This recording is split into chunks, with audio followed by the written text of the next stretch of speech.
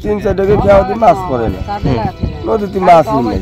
সুবিধা হয় নাই, মাছ হলো এবার হলো বড় মাছ হলো বুঝে চলে গেছে। 2 খাওয়া পাচ্ছি, 1 খেয়ে পাইছি 5,000-10,000 বেচছি, আপনি 3,000 টাকা খরচ আছে, 7 জন মানুষ, ধরেন 300-400 ভাগে পালা মিটাই।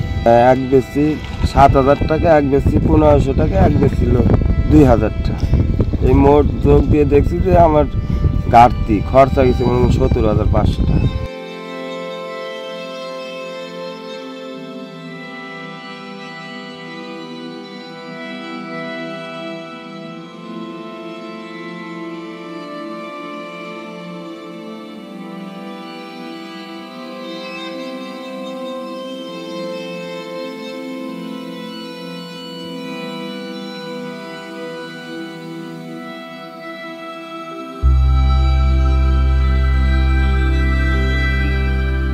বর্তমান মাছ নদী যায় কেউ দিয়ে মাছ পাওয়া যায় না, এই কারণে আমাদের নৌকা বন্ধ, একবার টোটালি খালি।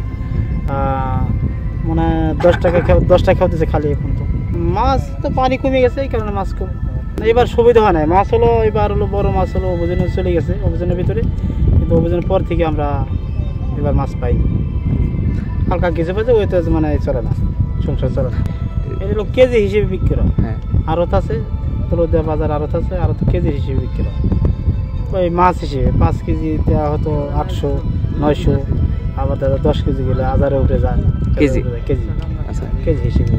আগে মাছ অনেক পাইছি, এখন মাছ পাই না। আমার তো 20 বছর ধরে আমি এই জগতে জড়িত। 20 বছর আগে খুব ভালো মাছ পাইছি, তখন ভালো চলছে সংসার। এখন বর্তমান যে কামার যে অবস্থা, তেমন ভালো চলে না। এরকম যদি হয় তাহলে তো অবস্থা মানে সংসার চলবে না, সমস্যা মানে ঘাটতি পড়ে যাবে সংসার।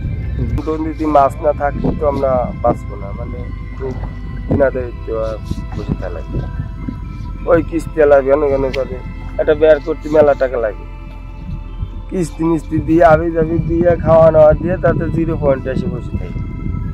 মাছ না থাকার কারণে তো পেলো অনেক নৌকা তুললো বেশি, মানে আমাদের তো ওজন দেশ, মাছটা তো বাটির দেশতে আসবে, ওজনে লোক তো পেলো মনে হয় প্রচুর নৌকায় দেখা যায় না, এরকম অবস্থা।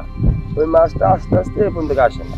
নদীর অবস্থা খুবই খারাপ এই কয়েকদিন। অভিযোগের ভিতরে মাছ মনে করেন অলদাটা মারবে, ওই অভিযোগের ভিতরে মাছ চলে গেছে। অভিযোগের পরে কিছু মাছ ইলিশ মাছ ছিল, ওই ইলিশ মাছটা আর কি পাওয়া গেছে, বড় পাঙাশ পাওয়া গেল। অক্টোবর থেকে 3 নভেম্বর পর্যন্ত আমাদের অভিযান চলছে। আমরা এখানে 22 দিনে কোনো মাছ ধরিনি, নিষিদ্ধ এলাকা ছিল।